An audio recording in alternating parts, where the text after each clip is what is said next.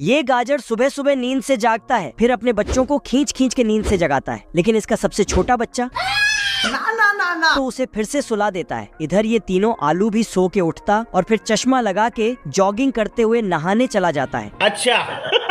केला अपना छिलका उतार के नहाने जाता है। मौसम तो ऐसा लग रहा है दिल गार्डन गार्डन हो रहा है। फिर आंख बंद करके आता, लेकिन साला अपने ही छिलके में फिसल कर गिर जाता है। ये प्याज पानी में आता है और जहाज बन के उस पार चला जाता है। पत्ती में अपना जूता साफ करता, तभी सूरजमुखी इसे सूंघता, लेकिन इसके बदबू से टपक जाता है। मैंने कुछ नहीं किया। प्याज गाजरों के पास आता है, लेकिन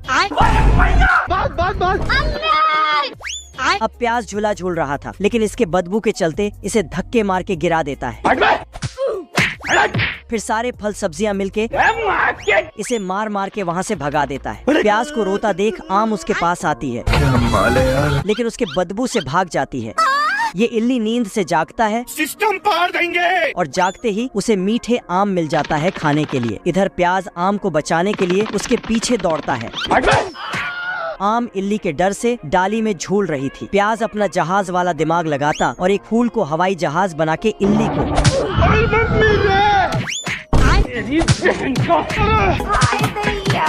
साला इल्ली प्याज को उठा के घुमा रहा था, लेकिन प्याज के बदबू से आज मैं मर गया भैया। इल्ली ही टपक जाता है। फिर आम और प्याज बाबू सोना करने लगता है। बाबू आपने खाना खाया? शेर को जलने की बदबू आता है, क्योंकि इधर गिद्ध ने शेर के पूंछ में आग जला दिया था। फटाक से पूंछ को बुझाता है और भाषण देना चालू करता है।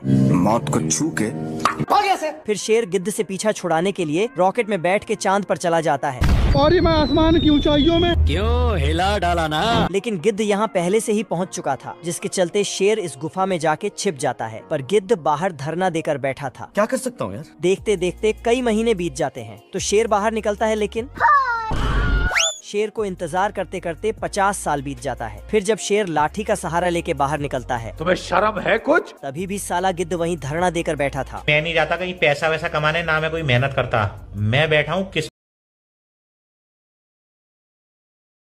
खेलेगा फ्री फायर।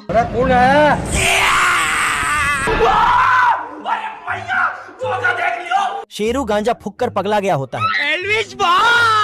इसकी आवाज सुनकर बकुला एक ही पैर में दौड़ लगा देता है। बच गया साला। बाप रे! बेचारे दोनों मंगरू तो भाग जाते हैं, पर डमरू पीछे ही रह जाता है। शेरू की फटी आवाज सुनकर पिंकी भी अपना मुंह छुपाकर भाग जाती है।